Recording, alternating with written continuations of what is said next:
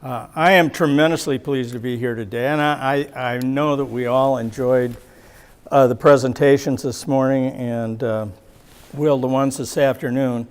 It's hard to recognize history when it's being made, but in terms of the ideas we've talked about today, this has that sort of historic feel to it, at least as far as transmission policy is concerned. The new study is at least a sign of American ingenuity and inventiveness, and it gives me a good deal of optimism about where we're headed in the electricity industry, which is key to so much else that happens in this country. Of course, I'm here from Washington, the home of Infrastructure Week. How did that work out for you? I testified on Capitol Hill a couple of weeks ago about transmission, and while I can't guarantee that the senators I was talking to took it all in and are prepared to act on the arguments I made and begin to convene hearings or write legislation, it was another step in trying to raise the consciousness of policymakers about the importance of the grid. Congress, of course, is kind of a blunt instrument. It's that institution that's run by 25,000 20-somethings who know everything and advising a bunch of 70-somethings who've forgotten most of what they ever knew. So that's the environment I live in, and but I will find every avenue I can to validate the importance of transmission infrastructure and especially the work that's been done by all the partners in this particular scholarly enterprise. And you can tell from the presentation by Aaron this morning that this is really a team effort, although I wish he was a little more enthusiastic about that. But the level of expertise, the level of the discourse and the number of questions is really quite gratifying and inspiring. Well, today I have the unenviable task of telling you what the barriers are. That's what the steering committee assigned to me. Transmission is not for sissies. And it's important that we put the NREL study in some context and come to grips with some of the things that are out there that are going to militate against something like this happening. Even though it makes so much sense from a macroeconomic resilience and public policy standpoint, it's pushing another relatively big rock up a major hill. Now, when I'm finished talking, if all of you can resist committing hara-kiri after this, Rob Gramlich, my colleague from Washington, we're on a couple of boards together, and he has a new group. This is now a kind of wires group too, called Grid Strategies. He's going to close today's discussion with a talk about how those barriers can be addressed and hopefully overcome in time. So I'm happy to see. I'm happy to sort of tee things up for Rob in his closing remarks. He tells me, guarantee he'll dispense with or dispose of all doubts about whether scenario number 3 is going to be done in the next couple of years. So he is remarkably able to explain the subject matter, and I have often I've often said that if you open Rob's mouth and drop in a lunch, up will pop a speech. So, I'm glad to see him. Eating today. Well, conversely, Rob is a worthy colleague in that respect. He has always said that if you open up your mouths and drop in one of my speeches, up will pop your lunch. So, that's something to keep in mind. Now, this knowledgeable audience is more than aware that there is no shortage of challenges about when it comes to planning, permitting, and constructing even much simpler and more conventional transmission lines than the ones that Aaron hypothesized for us this morning. Anyone familiar with the recent efforts to develop electric infrastructure has already seen the competition and confusion between resource-rich states and states that have considerable load, states that are probably a good many miles away, and in between them, the flyover states who are fearful of getting hit with all the costs and none of the benefits.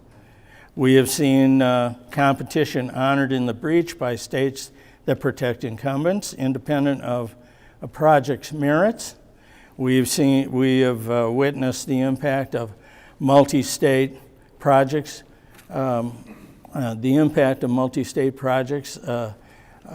Exposes state laws that insist that anyone seeking to build infrastructure has to serve customers in that state and pay state taxes.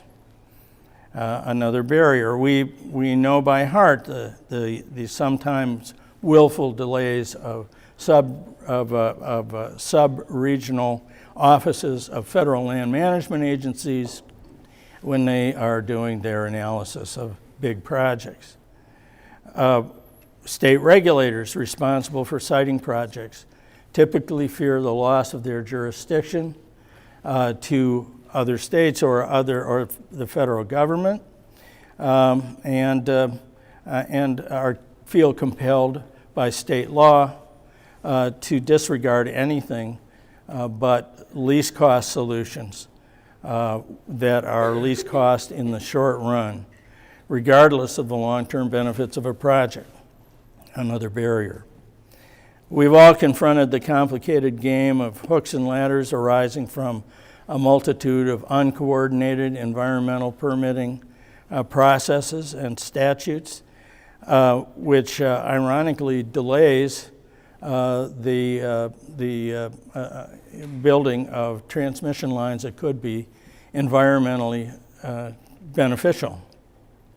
And I also know you recognize how project sponsors and regulators have struggled in the absence of regional agreements or more guidance from FERC to have transmission costs allocated equitably according to the benefits of new capacity. Cost allocation remains a difficult issue. Many of us have spent a good deal of time, the prime of our lives in some cases, in stakeholder meetings, in never-ending and sometimes fruitful search for a consensus about where infrastructure should be built and who ought to pay for it. So this is not, transmission is not for sissies. And we repeatedly hear about escalating transmission costs, despite the fact that, number one, transmission is still the smallest part of most electricity bills for consumers, and secondly, that the rates remain relatively stable despite the enormous build-out that we've had in recent years. But there's, always a sense of alarm about transmission costs that might increase more than the rate of inflation. well, it kind of stands to reason. The existing distributed energy environment, or I should say the emergent distributed energy environment, makes the value of a large, not to mention interregional grid design, look a bit strange compared to the enthusiasm for localized technologies and central generation, and especially big transmission. Sometimes are perceived as atavistic. So these are all barriers that I think you all understand and recognize and are presumably willing to deal with. Again, transmission isn't for sissies. Any of the scenarios set forth in the NREL study this morning, except maybe the first baseline option, would provide extraordinary benefit to cost ratios, ratios that are comparable to the MISO MVP projects or what SPP found in doing its analysis of the value of transmission. And conceptually, these scenarios are impressive, and the demonstration of benefits is, I think, eye-popping in many respects. In fact, the idea of interconnecting 2 and potentially 3 enormous markets, the major interconnections, through major amounts of new transmission capacity, take us into a new regulatory and public policy realm, a realm that has seldom been addressed by regulators. It's a realm of innovation that a lot of policymakers are going to struggle to appreciate and understand. Much smaller build-outs of transmission with far less noble economic purposes routinely test the patience of capital markets or the stomachs of transmission developers. So what about these things? Holy moly! Well, this takes us to a new place, and I'm confident that Aaron will be able to explain this in great detail for anybody who's willing to listen. But this is really tough stuff. So the barriers to what is described by Aaron as a major value-creating infrastructure akin to the interstate highway system, the barriers will be, I think, proportionately greater than your average transmission expansion today. And the barriers probably fall into 3 general categories. Let me just kind of whip through them because I think we've all had to deal with them in one way or another. They come in the form of a lot of big questions that are today unresolved. Institutional barriers, or maybe they're perceptual in some respects. How we get buy-in for something this big and something this complicated. We need to be able to explain what a true 21st century electricity grid should look like. Is it still a big patchwork? Is it national? Should it be, in fact, continental?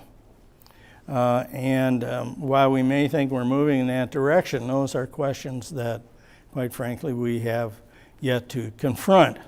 And your average congressman, your average regulator, whether federal or state, hasn't had the pleasure of really contemplating those kinds of questions. What's its articulated purpose? In other words, who needs this? You know, that word "need" is a real difficult thing to climb over. Is it just about reliable electricity at low prices, or are national security issues at stake? Are we trying to achieve the greatest possible resource diversity? Are we using the grid to deploy new technologies with all the employment and economic development potential that represents? It's a question we need to begin to answer.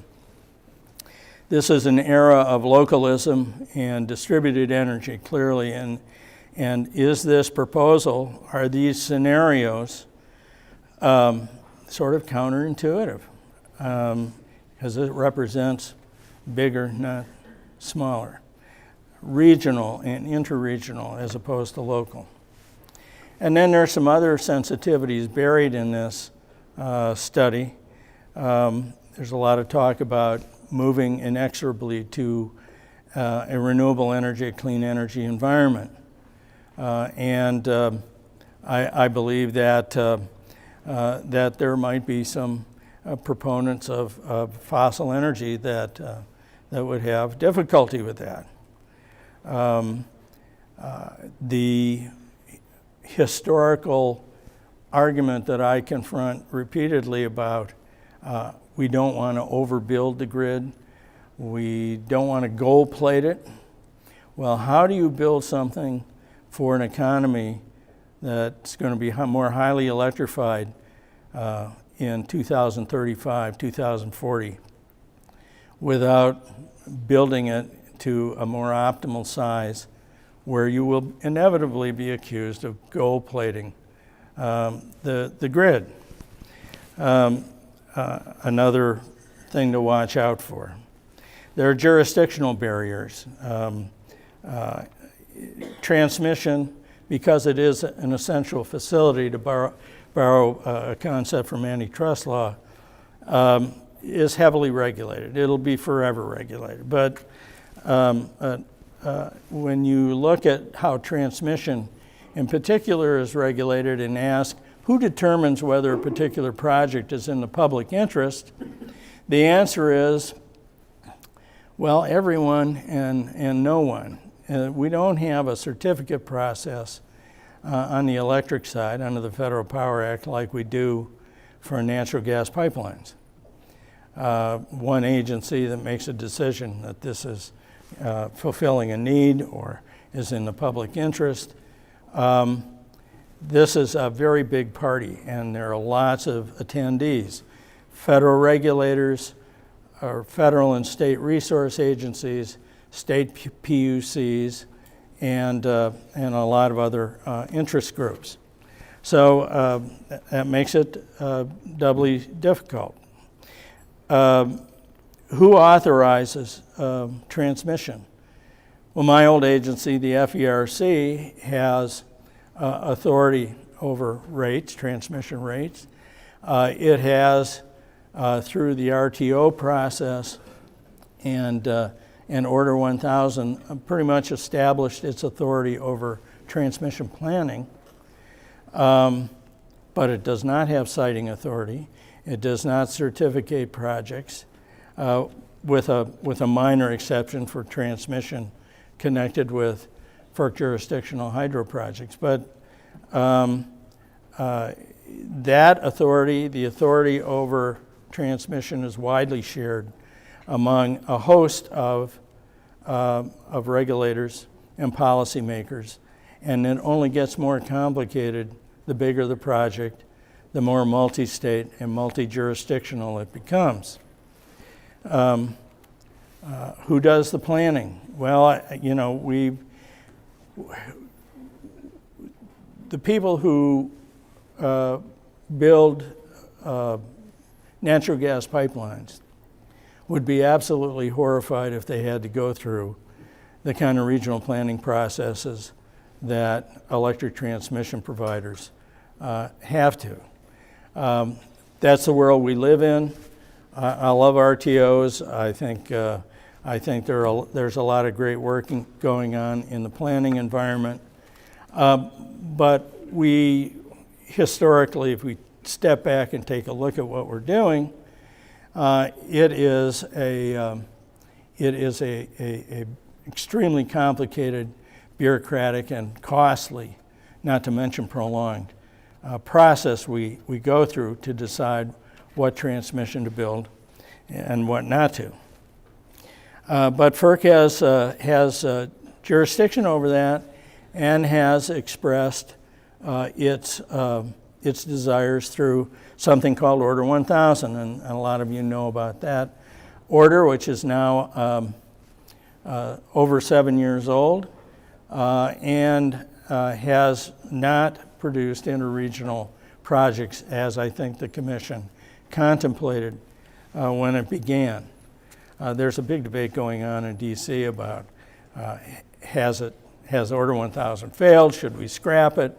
Should we forget about regional planning and the tariffs that were so laboriously put together over the last 7 years? It's clear that Order 1000 has accomplished a degree of regionalism we didn't have before, and has begun mapping a path to cost allocation methodologies, some of which have turned out fairly well, many of which are still hotly debated. But it is clear that when we look at FERC policy and Order 1000 in light of Aaron's, I shouldn't just call it Aaron's, but the NREL study, the NREL study is proposing the mother of all interregional projects, and the planning and siting and cost allocation issues associated with that will be exponentially greater than we have seen in projects so far. And then, of course, last but certainly not least, siting, which is always a focal point in the transmission business. That authority resides with state PUCs, with siting commissions. Sometimes it even resides with county councils and resource agencies.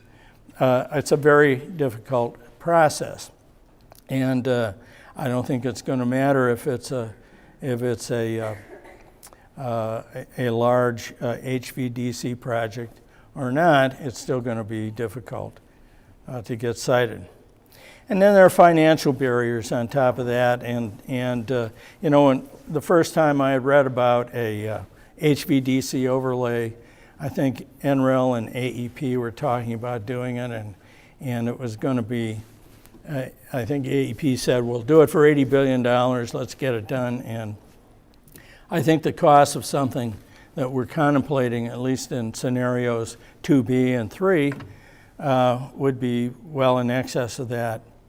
But who's going to regulate, who's going to shoulder the financial burdens and the regulatory risks and the business risks of something as expansive as is contemplated in the NREL studies? So, you know, that's if that doesn't give you a little dyspepsia after lunch, maybe the mashed potatoes will. But I think that you get the sense that this is a lot to bite off. Now, I mentioned some of the obstacles to transmission expansion that we all acknowledge are facts of life when you seek to go out and build or invest in the grid. We know how to apply the law. We know the policymakers that we need to lobby, the lawmakers we need to influence, and to get this done and to persuade people that there is a need. The need usually means, you know, it's going to have a reliability benefit in the next 5 to 10 years. That's how you get things built. But what is proposed here today will ultimately require a groundswell of public support and at least an understanding in order to get this done, an understanding of what is trying to be accomplished. So let me dwell just for a minute on some social scientific issues. And I think that demographics holds another potential source of both opposition and support for what we're contemplating doing in this study. A columnist, David Brooks, offers us a little context for how society might view what we do when we do something that's different from what we've done before, different in business terms and economic terms. He says this: a few years ago, people grew up in and were comfortable with big organizations, the Army, corporations, and agencies. They organized huge construction projects in the 1930s, gigantic industrial mobilization during World War II, highway construction and corporate growth in the 1950s, institutional stewardship, the care and reform of big organizations was more prestigious. Now, we like startups. We like disruptors. We like rebels. Creativity is honored more than administrative execution. So, in post-internet, many people assume that big problems can be solved by swarms of small, loosely networked nonprofits and social entrepreneurship.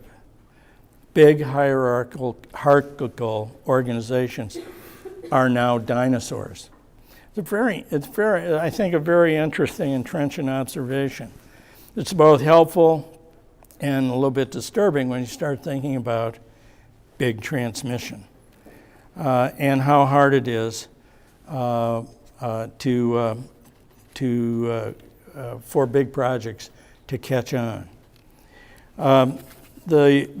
The centrifugal forces or the decentralizing forces in the economy and in society are pretty evident to all of us. And as an example, I'd say take the millennials, and there are a number of them here. It's going to be another great generation.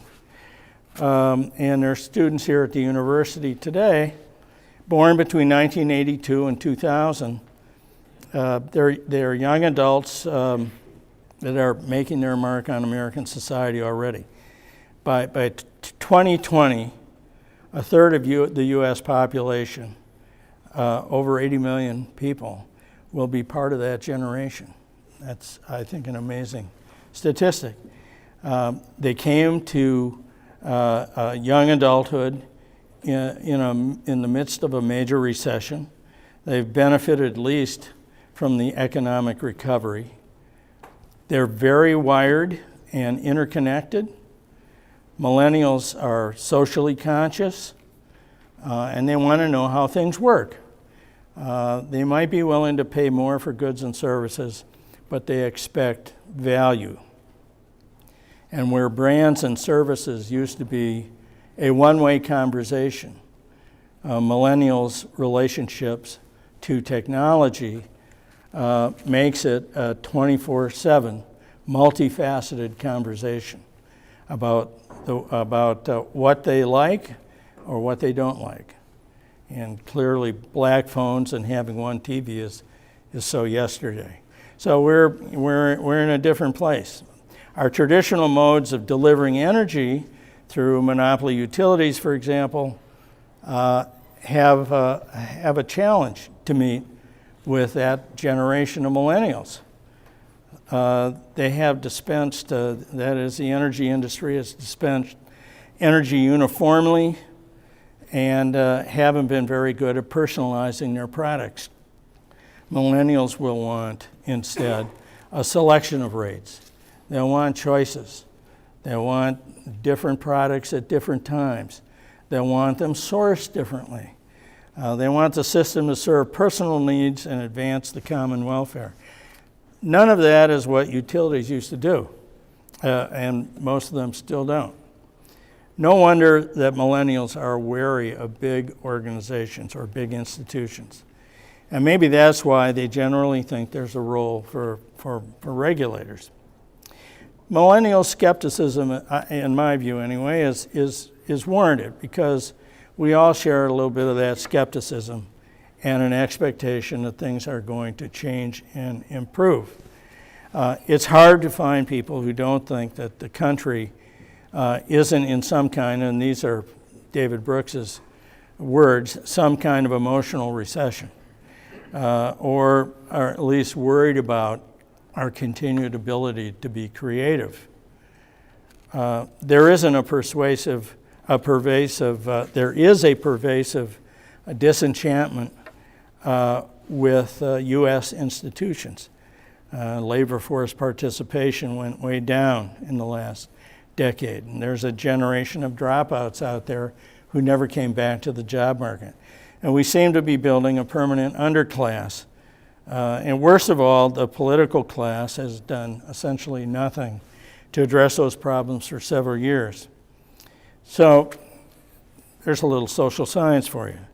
Given a bipartisan lip service paid to reinvesting in what makes the economy run, what makes America great again, it is mind-boggling, to me at least, that the federal government, in this time of cheap money and chronic worries about jobs, has not launched a program to build infrastructure, or at least, in the case of the nation's aging and congested high-voltage transmission system, or at least tried to create the regulatory conditions precedent to attract trillions of dollars that are now sitting on the sidelines into building energy and manufacturing capabilities in this country.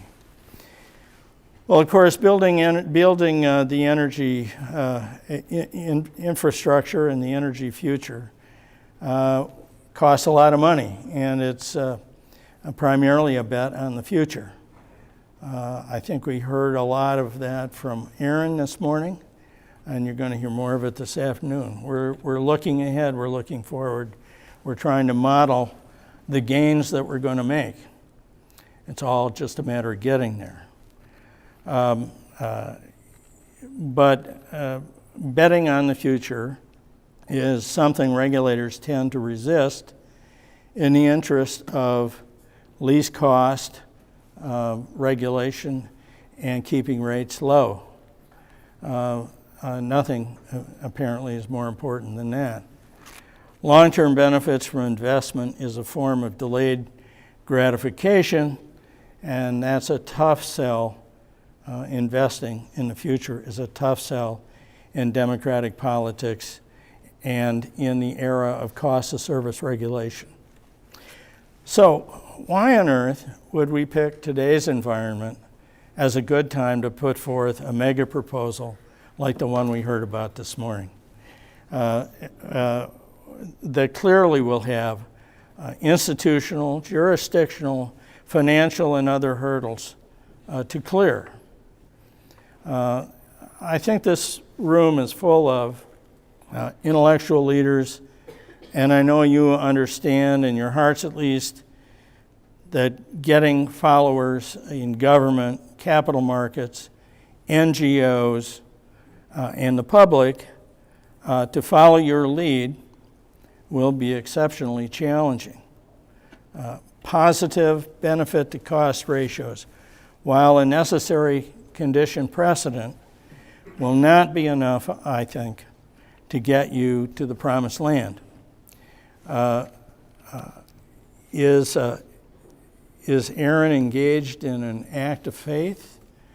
I think it's much better than that.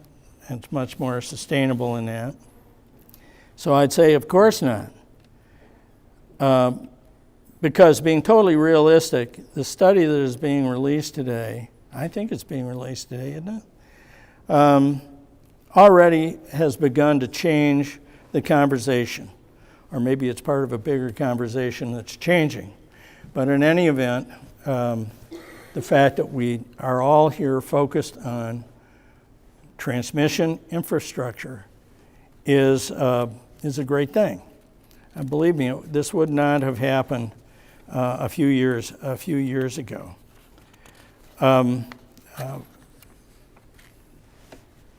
First, I do think that energy production delivery is changing in profound ways.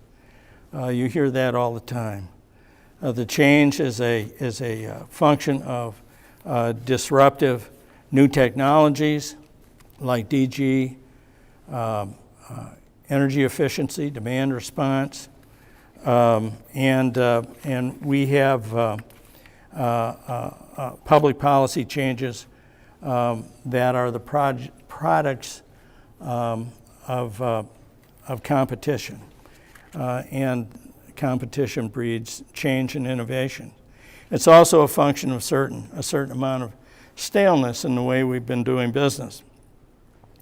And all that is putting enormous pressure on the old monopoly model, on central generation and on transmission infrastructure that supports it. I think I've lost a page here somewhere, but that's par for the course. So let me wrap up here by saying that hardly a day doesn't go by when I don't read about some old line utility taking up smart grid, contracting for renewables, or installing batteries for various purposes.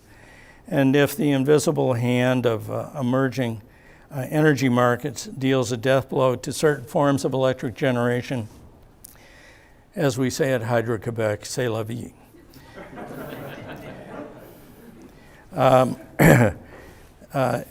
We don't need to tolerate those intrusions into energy markets. So we're looking at a prospect of change, of innovation, of getting behind a proposal here that could, down the road, despite all the challenges that I outlined, produce some enormous fruits and economic benefits. Health benefits, somebody mentioned this morning. The potential benefits to the North American economy can be substantial. It's just going to take us all a little courage, a little creativity, and all the good remedies that Rob Gramlich's going to talk to you about later this afternoon. Will Call, my good friend here, told me one time that transmission is the Rodney Dangerfield of the electricity business. And I think if as a result of this meeting today, it doesn't get anything else, it'll at least get a little respect. So thank you all very much. I'll be happy to answer some questions.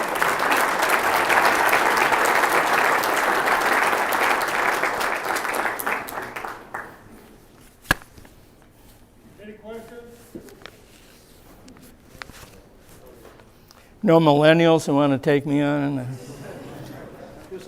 Oh, there's a millennial.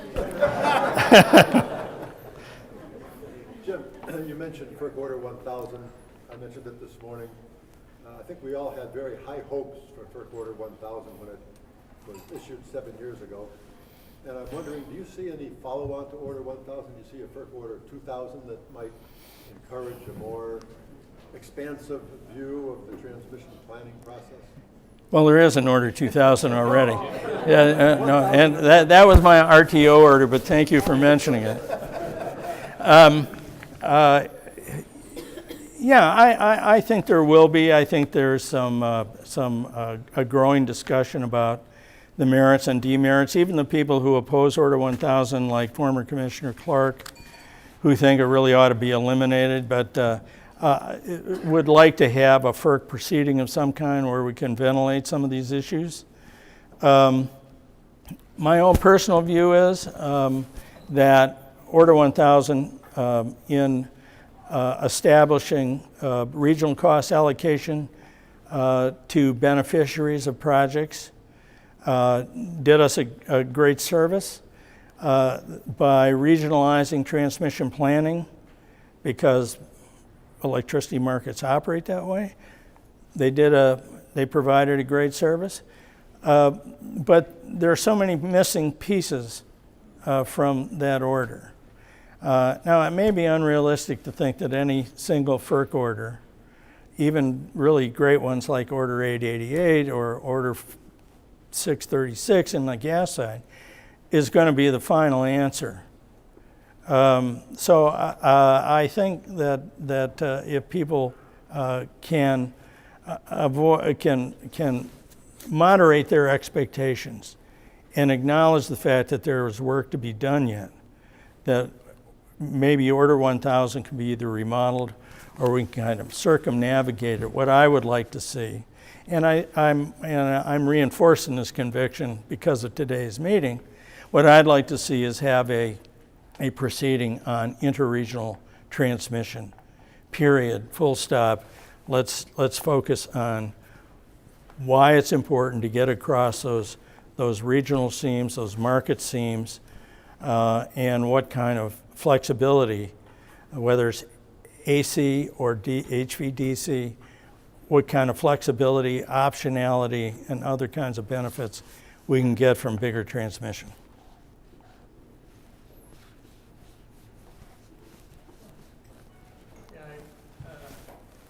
I think here in Iowa, I think often of Chuck Grassley, and he's been a really effective, articulate person for wind in the Midwest in different ways.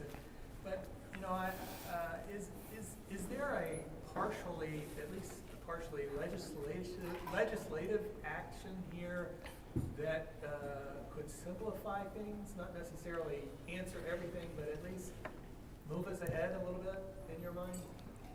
You mean with regard to the projects we've been talking about this morning? Yeah, the process.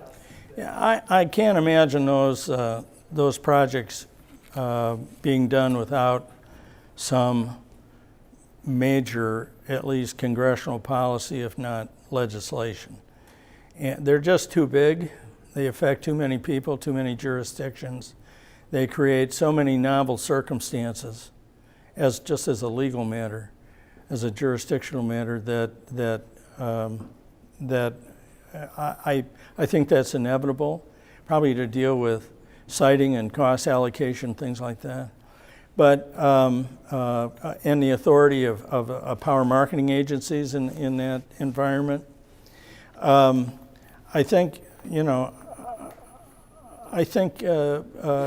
Congress is going to be. It's going to take a long time to convince them to wade into these waters. But legislation is always a potential solution.